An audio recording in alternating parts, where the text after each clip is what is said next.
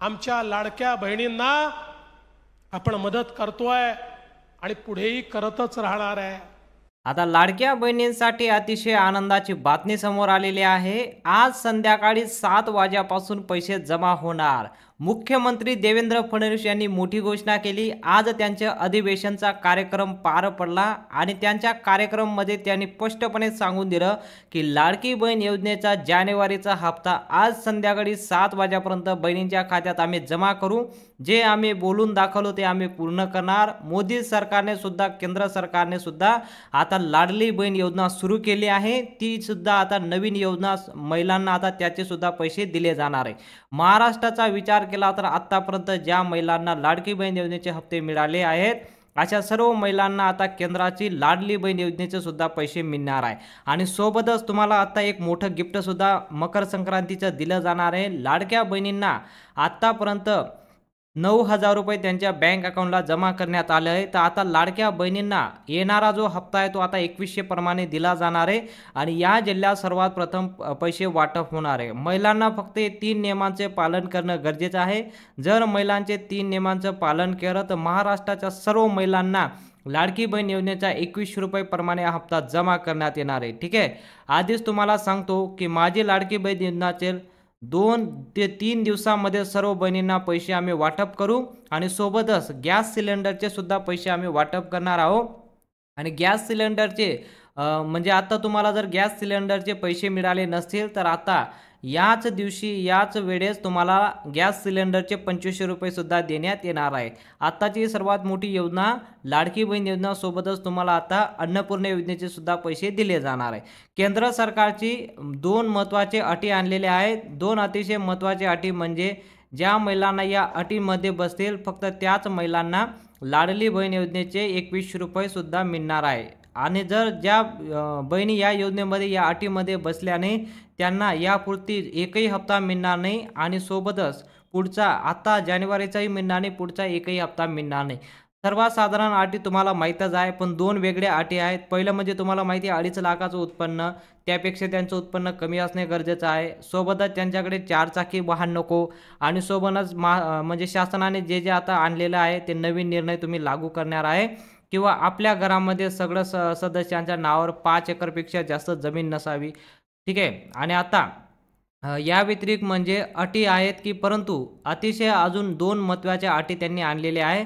2 अतिशय महत्त्वाच्या अटी म्हणजे केंद्र सरकारने घातलेले आहे। आता लाडली बहीण योजना सरकार आणत आहे म्हणून 2 अटी केंद्र सरकारने घातलेल्या आहे। काळजीपूर्वक ऐका बघा, केंद्र सरकारने योजना आणली आहे आणि त्यामुळे आधार कार्ड अतिशय महत्त्वाचं ठरत आहे। आता केंद्र सरकारची जी योजना आहे त्यासाठी तुम्हाला माहिती आहे आधार कार्ड सर्वात महत्त्वाचं आहे। ठीक आहे, आणि आता तुम्ही KYC केलेला आहे परंतु लक्षात घ्या तुम्ही लाडकी बहीण योजनेचा फॉर्म भरला आहे त्या फॉर्ममध्ये तुम्ही जे नाव टाकले आहे त्या नावाचं स्पेलिंग तुमचा आधार कार्डवर स्पेलिंग आणि बँक अकाउंटमध्ये जे बँक खातं तुम्ही दिलेलं आहे त्यांच्या तिघांचं स्पेलिंग व्यवस्थित असणं किंवा जन्मतारीख व्यवस्थित जुळणं महत्त्वाचं आहे। जर तुमचं तिघांचं स्पेलिंग आणि जन्मदाखलाचं जर तुम्हाला जुळत नसेल तर तुम्हाला चूक जर झाली असेल तर त्यावेळेस तुम्हाला हे सुधारणा करावं लागेल। राज्य सरकार एक वेगळा प्रमाणे आता नवीन लक्षात घ्या की लहान सहान गोष्टी ते सोडून देतं राज्य सरकार, पण केंद्राची स्कीम आहे म्हणून केंद्राने कुठलीही सूट वगैरे दिलेली नाही आणि केंद्राची जी स्कीम असते त्याला कुठल्याही प्रकारचं जोर जबरदस्ती चालत नाही। परंतु आता ही केंद्राची योजना आहे, अशा वेळेस या नावामध्ये छोटा बदल जरी झाला तरी तुम्हाला 2100 रुपये मिळणार नाही आणि तुम्हाला 2100 रुपयाचा त्या ठाई कुठल्याही प्रकारचा एकही हप्ता दिला जाणार नाही। आज आता ताबडतोब तुम्ही ही गोष्ट चेक करा की तुमचा फॉर्म योजनेचा फॉर्म भरला आहे, तुम्हाला आधार कार्डवर तुमचं बँक पासबुकचं आणि तुमच्या आतापर्यंत जे नंबर आहे ते। दुसरी गोष्ट म्हणजे केंद्र सरकारची योजना आहे, जेव्हा एक योजना लागू होते तेव्हा व्हेरिफिकेशन करणं खूपच गरजेचं असतं। जर तुम्ही केंद्र सरकारची योजनेचे व्हेरिफिकेशन केलं नसेल तर तुम्ही आत्ताच्या आत्ता व्हेरिफिकेशन करून घेणं गरजेचं असतं। जर तुम्ही KYC केलं नसेल तर तुम्ही या योजनेपासून वंचित व्हाल, तुम्ही केंद्र सरकारच्या लाडली बहीण योजना लाभ मिळणार नाही। आता ही रेशन कार्ड KYC म्हणजे नेमकं काय असतं, तुम्हाला रेशन कार्ड KYC सुद्धा करणे गरजेचं आहे। तर तुम्हाला माहिती आहे KYC नेमकं काय असतं, अजूनही वेळ गेलेली नाही, सरकारने त्यातील ठिकाणी एक महिलांच्या अतिशय कालावधीत वाढलेला आहे. तर तुम्हाला आता ताबडतोब तुमचे रेशन कार्ड तुम्हाला KYC करणं गरजेचं आहे. सोबतच तुम्हाला आधार कार्ड तुमच्या जवळपास जिथं रेशन दुकान आहे त्या ठिकाणी जाणे गरजेचं आहे आणि तिथं जाऊन तुम्ही तुमचं रेशन कार्ड KYC करणं गरजेचं आहे. जर तुम्ही रेशन कार्ड KYC केलं नाही तर तुम्हाला या योजनेपासून एकही हप्ता मिळणार नाही आणि येणारा पुढचा एकही हप्ता तुम्हाला दिला जाणार नाही. ठीक आहे. आता सोबतच एक महत्त्वाची गोष्ट म्हणजे तुम्हाला सर्वात प्रथम हे काम करून घेणं गरजेचं आहे. ते सर्वात प्रथम जे काम तुम्हाला दिलं आहे ते लाडकी बहीण योजनेचं, ते म्हणजे आता ज्या महिलांना पैसे येत नसतील, जानेवारीचा हप्ता, डिसेंबरचा हप्ता आणि मागचे जे पैसे राहिलेले आहेत त्या महिलांसाठी सर्वात मोठी आनंदाची बातमी आहे. त्या महिलांना देखील आता सरसकट सर्व पैसे दिले जाणार आहे. म्हणजे ज्या महिलांना एक हप्ता मिळाला, ज्यांना 2 हप्ता मिळाला, अशा महिलांचे बाकी जो हप्ता बाकी आहे तर त्या अशा महिलांना देखील आता सर्व हप्ते एकत्र त्यांच्या खात्यात जमा करण्यात येणार आहे. ठीक आहे. आता मुख्यमंत्री देवेंद्र फडणवीस यांनी लाईव्ह सभामध्ये काय भाषण दिलं ते सुद्धा तुम्हाला ऐकवतो. लाडक्या बहिणींसाठी मोठी घोषणा केली आहे ते सुद्धा तुम्हाला सांगतो. सरसकट सर्व महिलांना आम्ही पैसे देणार. आम्ही जी योजना आणली ती सर्व योजना आम्ही चालूच ठेवू. कुठलीही योजना आम्ही बंद पडू देणार नाही. सर्वात आधी तुम्हाला सांगतो की देवेंद्र फडणवीस यांनी काय घोषणा केली ते सुद्धा तुम्हाला आता दाखवतो. सर्वात प्रथम तुम्ही हे पाहू शकता. आमच्या लाडक्या बहिणींना आपण मदत करतोय आणि पुढेही करतच राहणार आहे. खरं म्हणजे एक नरेटिव्ह पसरवण्याचा प्रयत्न चाललाय. लाडक्या बहिणींची मदत बंद होणार, शेतकऱ्यांना दिलेली वीज सवलत ही बंद होणार. मी एकच गोष्ट सांगतो, महिला असतील, शेतकरी असतील, युवा असतील, गरीब असतील, आपले दिव्यांग असतील, समाजातल्या जेवढ्या घटकांकरता योजना आम्ही सुरू केलेल्या आहेत त्या सगळ्या योजना आपण पूर्ण करणार आहोत.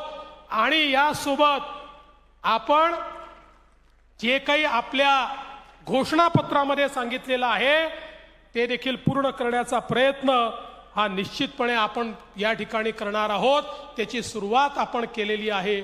आणि म्हणून माझी आपल्या सर्वांकडे ही एवढीच विनंती आहे की आता सरकार आलेलं आहे, हे आपलं महायुतीचं सरकार आहे. माननीय आपले उपमुख्यमंत्री आणि माजी मुख्यमंत्री एकनाथराव शिंदेजी यांच्या नेतृत्वातली शिवसेना असेल, अजितदादा पवारांच्या नेतृत्वातली राष्ट्रवादी काँग्रेस असेल, यांना सगळ्यांना सोबत घेऊन आपल्याला पुढची वाटचाल करायची आहे. आपले रिपब्लिकन पार्टी असेल किंवा इतर छोटे मित्र असतील, यांना देखील आपल्याला सोबत ठेवायचं आहे आणि एकत्रितपणे ही सगळी वाटचाल आपल्याला करायची आहे. आणि ही वाटचाल करत असताना खऱ्या अर्थानं आपल्या सरकारचं समाजापर्यंत पोचण्याचं उपकरण काय आहे, तर ते उपकरण आपला कार्यकर्ता आहे, आपला पदाधिकारी आहे, आपली संघटना आहे. तुम्ही सगळ्यांनी या ठिकाणी या उपकरणाचं काम, या सेतूचं काम करायचं आहे. सरकार आलं म्हणजे आता सरकार चालवणारे वेगळे आणि संघटन वेगळं असं नाही, तर संघटनेला सरकार सोबत समन्वय करावा लागेल आणि सरकार म्हणून तुमच्या सोबत समन्वय झाला पाहिजे याकरता व्यवस्था आम्ही उभ्या करू.